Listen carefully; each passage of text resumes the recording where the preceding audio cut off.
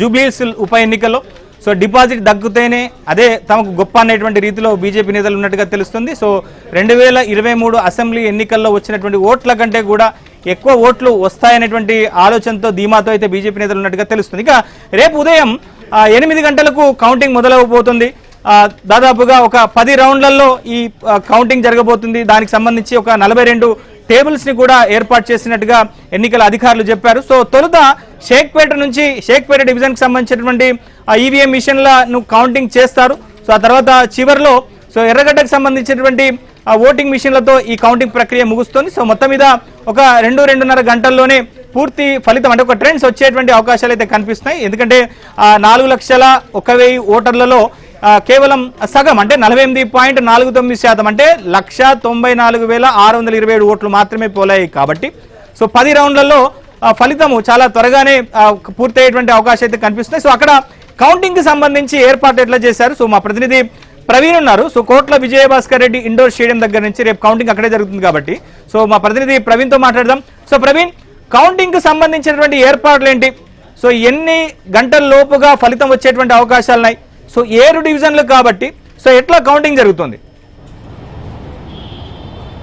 అయితే రేపు రాష్ట్రం మొత్తం కూడా జూబ్లీహిల్స్ ఉప ఎన్నిక మీదే దృష్టి పెట్టింది. సో ఈ ఉత్కంఠ పోర్లు ఎవరు గెలుస్తారా అని చెప్పేసి కూడా నిమిషం కూడా ఎదురు చూసే పరిస్థితి ఉంటుంది. ఈ నేపథ్యంలో ఈసీ అన్ని ఏర్పాట్లు చేసింది. ముఖ్యంగా ఈసారి వెబ్సైట్లో కూడా ఈ కౌంటింగ్ సంబంధించినటువంటి ఏదైతే ప్రక్రియ ఉంటుందో పూర్తిగా లైవ్ టెలికాస్ట్ చేస్తూ ఉంటుంది. అలాగే కోట్ల విజయభాస్కర్ రెడ్డి స్టేడియం దగ్గర అయితే ఎల్ఈడి స్క్రీన్స్ కూడా ఏర్పాటు చేసినటువంటి పరిస్థితి కనిపిస్తూ ఉంది. సో దానికి సంబంధించినటువంటి ఏర్పాట్లన్నీ కూడా పూర్తి చేశారు. అలాగే భద్రతకు సంబంధించి ఎందుకంటే సర్వేలెన్స్ పెట్టినా కూడా, డ్రోన్ సర్వేస్ పెట్టినా కూడా, ఎక్కడెక్కడ పికెట్స్ ఏర్పాటు చేసిన 144 సెక్షన్ పెట్టినా కూడా ఎలక్షన్స్ లో కూడా గొడవ జరిగినట్టు పరిస్థితి కనిపిస్తా ఉంది. ఈసారి కూడా కౌంటింగ్ సెంటర్ దగ్గర కూడా గొడవ జరిగే అవకాశం ఉందని చెప్తున్న నేపథ్యంలో పూర్తిగా 144 ఎందుకంటే ఎలక్షన్ కోడ్ కూడా అందుబాటులో ఉంది కాబట్టి దాదాపుగా 300కి పైగా మంది పోలీసులతోటి పూర్తిగా పటిష్టమైనటువంటి ఏర్పాట్లు చేశారు. 186 మంది పైగా కూడా ఎలక్షన్ సిబ్బంది ఈసారి కౌంటింగ్ దగ్గర పాల్గొనబోతున్నటువంటి పరిస్థితి కనిపిస్తా ఉంది. సో ప్రతి టేబుల్ దగ్గర కూడా సీసీ కెమెరా ఏర్పాటు చేసినటువంటి పరిస్థితి కనిపిస్తుంది. సో నిమిషానికి కూడా ఎన్ని ఓట్లు, ఎన్ని రౌండ్స్ పూర్తి అయిపోయి, సో ఎవరు ముందంజలో ఉన్నారు, ఎవరు వెనకంజలో ఉన్నారని చెప్పేసి కూడా అప్డేట్స్ ఎప్పటికప్పుడు లైవ్ గా అప్డేట్స్ కూడా ఇవ్వబోతున్నటువంటి పరిస్థితి కనిపిస్తా ఉంది. పూర్తిగా స్పెషల్ ఆఫీసర్ని కూడా ఈసారి నియమించారు.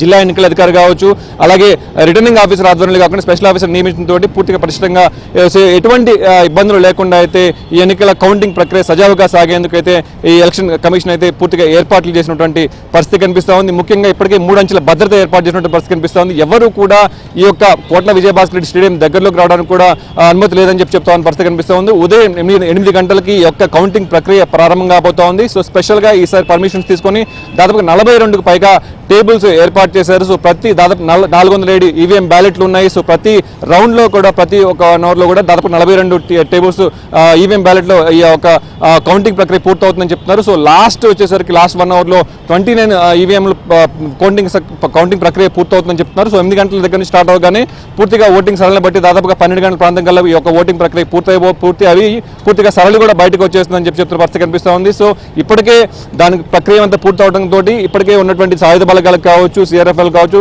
మిగతా ఆర్మ్డ్ ఫోర్సులు కావచ్చు, వాళ్ళందరికీ ట్రైనింగ్ ప్రక్రియ అయితే పూర్తయిపోయింది. సో ఎలా ఎవరెవరు ఎక్కడెక్కడ ఉండాలని చెప్పేసి ప్లేస్మెంట్స్ కూడా దిశానిర్దేశం చేశారు. సో ఉదయం 8 గంటలకి స్టార్ట్ అవబోతుంది కాబట్టి ఉదయం 6 నుంచి కౌంటింగ్ ఎవరైతే సిబ్బంది ఉంటారో ఉదయం 6 గంటలకి లోపలికి ఐడి కార్డ్స్, వాళ్ళకి సంబంధించినటువంటి పాస్లు చూసేసి ఎలో చేస్తూ ఉంటారు. ముఖ్యంగా బాక్సులు మోసే వాళ్ళు కావచ్చు, స్టాఫ్ కావచ్చు, వాళ్ళకి మాత్రమే ఎలా ఉంటుందని చెప్పేసి చెప్తా ఉన్నారు. సో ఎటువంటి ఎందుకంటే 144 సెక్షన్ ఉంది కాబట్టి ఎవరు కూడా కోట విజయభాస్కర్ రెడ్డి స్టేడియం పరిసరాలకు రావట్లేదు. ఇప్పటికే అలర్ట్స్ జారీ చేశారు. పూర్తిగా కూడా ప్యాకప్ చేసినటువంటి పరిస్థితి కనిపిస్తూ ఉంది. గేట్లు వేసేసి ఎవరిని కూడా లోపలికి అనుమతించట్లేదు. సో పటిష్టంగా ఏర్పాట్లు చేశారు. ఎల్ఈడి స్క్రీన్స్ బయట ఉంటాయి. సో అన్ని ముఖ్యంగా యూసఫగూడ చౌరస్తా దగ్గర నుంచి కృష్ణానగర్ వరకు కూడా పటిష్ట బందోబస్తు ఏర్పాటు చేశారు. చుట్టుపక్కల దాదాపుగా కిలోమీటర్ దూరంలో ఎటువంటి ఇబ్బందులు లేకుండా డ్రోన్ ద్వారా కూడా సర్వే చేస్తామని చెప్పేసి ఇక్కడ ఉన్నటువంటి డీసీపీ కూడా చెప్పినటువంటి పరిస్థితి కనిపిస్తూ ఉంది. సో సజావుగా ఏర్పాట్లు జరుగుతాయి. సో ఎప్పటికప్పుడు లైవ్ అప్డేట్స్ కావాలంటే మాత్రం సో 100% ఈసీ వెబ్సైట్ లో చెక్ చేసుకోవచ్చు అని చెప్పేసి చెప్తామని పరిస్థితి కనిపిస్తూ ఉంది. మొత్తంగా 1 గంట వరకు ఈ ప్రక్రియ అంతా పూర్తయ్యే పరిస్థితి ఉందని చెప్పి చెప్తున్నారు నవీన్.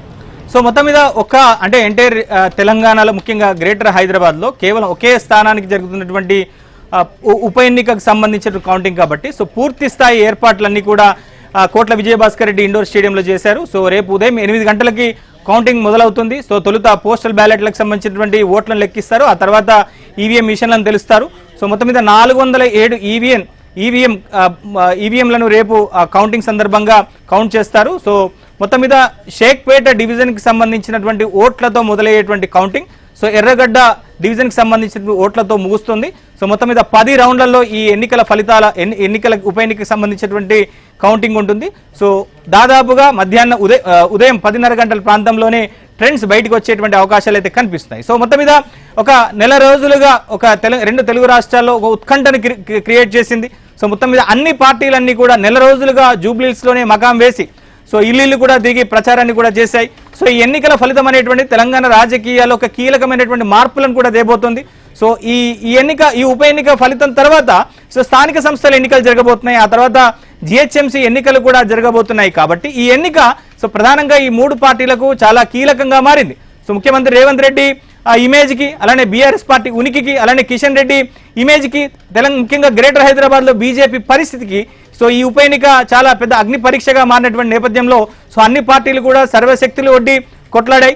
సో ఫలితం కూడా రేపు ఎలా ఉండబోతుందంటే దాని మీద ఎగ్జిట్ పోల్స్ కూడా ఒక అంచనాకు కూడా వచ్చి ఫలితం ఇలా ఉండబోతుందని చెప్పాయి. సో అయినప్పటికీ కూడా పార్టీలో కొంత హోప్స్ అయితే కనిపిస్తున్నాయి. సో కాంగ్రెస్ పార్టీ తమదే విజయం అని చెప్తున్నప్పటికీ కూడా సో సైలెంట్ ఓటింగ్, అలానే ప్రభుత్వ వ్యతిరేకత, సో అలానే బీఆర్ఎస్ పార్టీ చేసినటువంటి ప్రచారాన్ని దృష్టిలో ఉంచుకొని ఇంకా కొంత ఆందోళన కూడా కాంగ్రెస్ పార్టీలో కనిపిస్తుంది. మరోవైపు బీఆర్ఎస్ పార్టీలో కూడా ఒకవైపు ఆందోళనతో పాటుగా కొంత హోప్స్ కూడా కనిపిస్తున్నటువంటి పరిస్థితి కనిపిస్తుంది.